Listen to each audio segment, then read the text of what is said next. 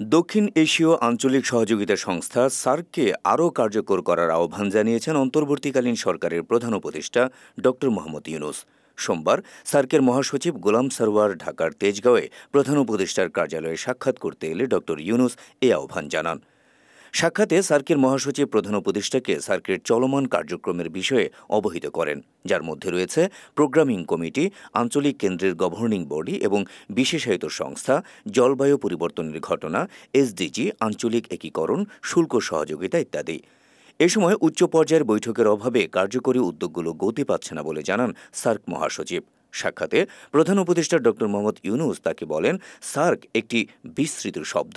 আপনি যদি এটিকে পুনরুজ্জীবিত করতে পারেন তবে এটি পুরো অঞ্চলের মানুষের লাভ হবে। এ সময় সার্কের সেক্রেটারি জেনারেল সার্কের একজন বড় সমর্থক হওয়ায় ড ইউনূসকে ধন্যবাদ জানান। ড ইউনূস মহাসচিব সারওয়ারকে বাংলাদেশ, ভারত ও ভুটানের মতো প্রতিবেশী দেশগুলোতে নেপালের জল বিদ্যুৎ রপ্তানির মতো বহুপাক্ষিক বিষয়ে কাজ করার পরামর্শ দেন। এ সময় অধ্যাপক ইউনূস জানুয়ারিতে বাংলাদেশে অনুষ্ঠিতব্য যুব উৎসবে যোগ দিতে সার্কভুক্ত দেশগুলোর তরুণদের আমন্ত্রণ জানান।